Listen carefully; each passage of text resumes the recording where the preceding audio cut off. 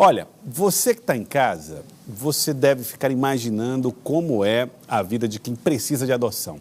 É uma espécie de cronômetro que vai contando, o tempo não para. E essas crianças que chegam lá, crianças, adolescentes e jovens, precisam até os 18 anos, entre aspas, terem a sua vida resolvida. Precisam conseguir uma família, alguém que possa adotá-los. Mas nem sempre isso acontece. Passa tanto tempo que essas pessoas completam 18 anos e já não podem mais permanecer no abrigo e já não tem mais quem queira adotar e aí tem que resolver a vida. E aí tem que se emancipar, 18 anos.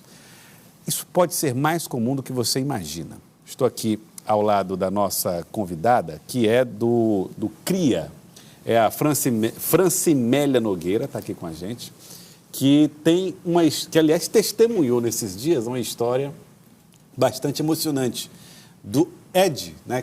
Ed Andrade. Ed Andrade. O Ed Andrade, que nós inclusive convidamos para estar aqui, mas ele fez a opção de não participar da entrevista, não revelar-se mais.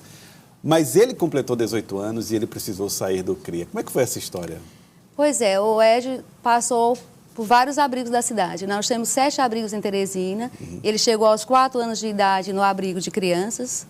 Aí, quando completou os 12 anos, teve que mudar daquele abrigo para ir para o abrigo de adolescente, que é mais uma violação que a criança sofre, né? Ela sai lá da família de origem dela, ou porque foi abandonada, ou porque houve alguma denúncia de maus tratos, e vai para uma instituição de acolhimento para ser protegida. O sistema ele é planejado, organizado de tal forma que, ao completar 12 anos, ele tem então que sair daquela casa onde ele já está adaptado, onde ele já tem alguma referência afetiva, mesmo que seja frágil, não é igual a uma família, um abrigo nunca é igual a uma família, eu sempre faço questão de repetir isso, né? E vai, então, para o abrigo de adolescente. No abrigo de adolescente, então, chega o dia de completar 18 anos, que é o caso do Ed, que fez 18 anos ontem, né? Hoje teve até a despedida dele no abrigo, com um bolinho, ele ficou meio emocionado, está muito ansioso, por isso fez a opção de não estar aqui presente.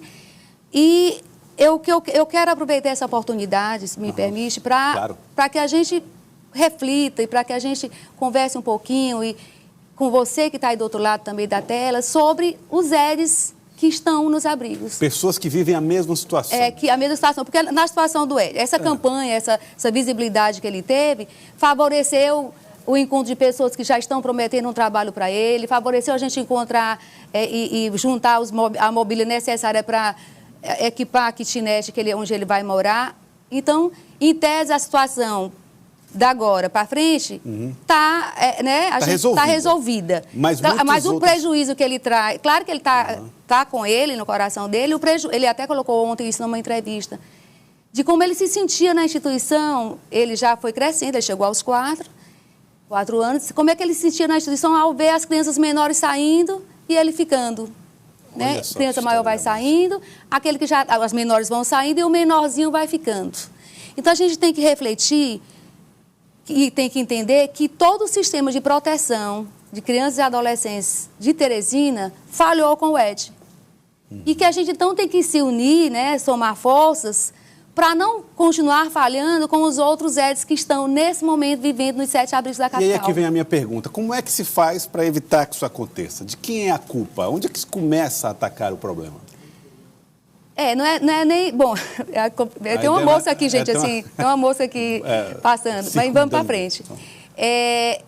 A gente tem que...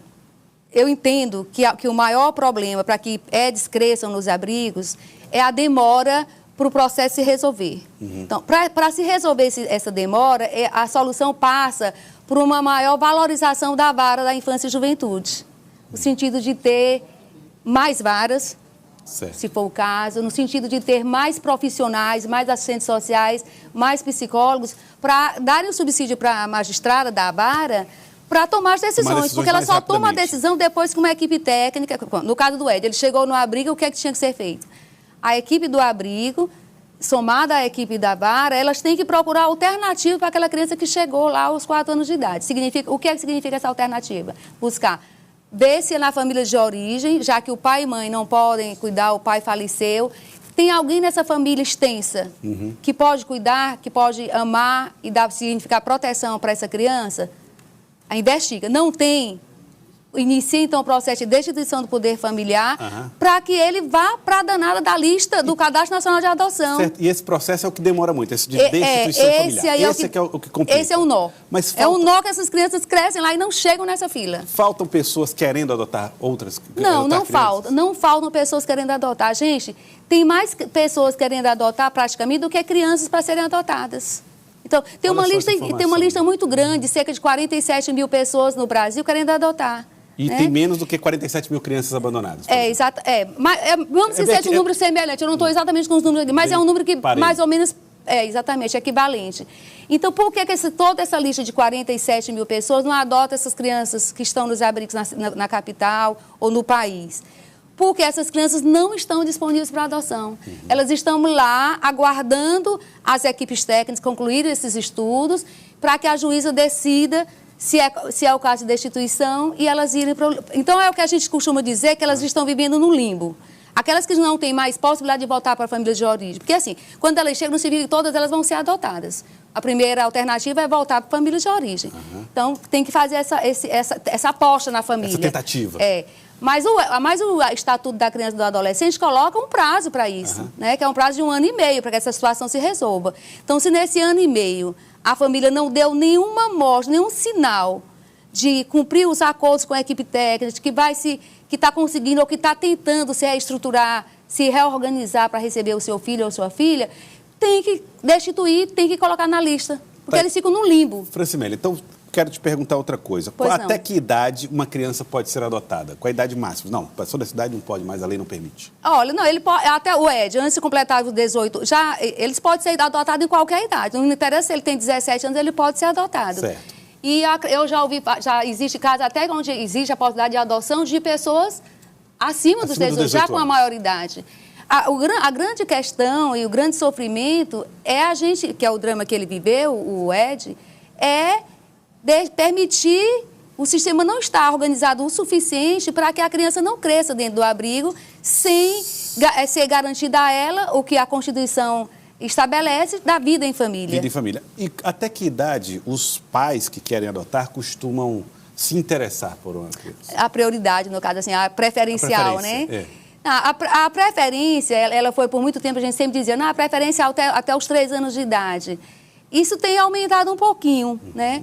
Tanto que hoje já se fala em adoção tardia a partir dos 7, ou seja, o perfil dos pretendentes à adoção, ele tem se ampliado. Os pretendentes estão abrindo mais seus corações para a possibilidade de adoção de crianças maiores, de grupos de irmãos, né? O CRIA teve um caso muito bonito, que sempre me emociona, de uma família que adotou 5 irmãos biológicos. Depois a gente pode conversar sobre isso no outro dia. 5 irmãos biológicos. Ela adotou os 5. Se tiver irmãos, o pai é convidado a adotar todos os irmãos, por exemplo?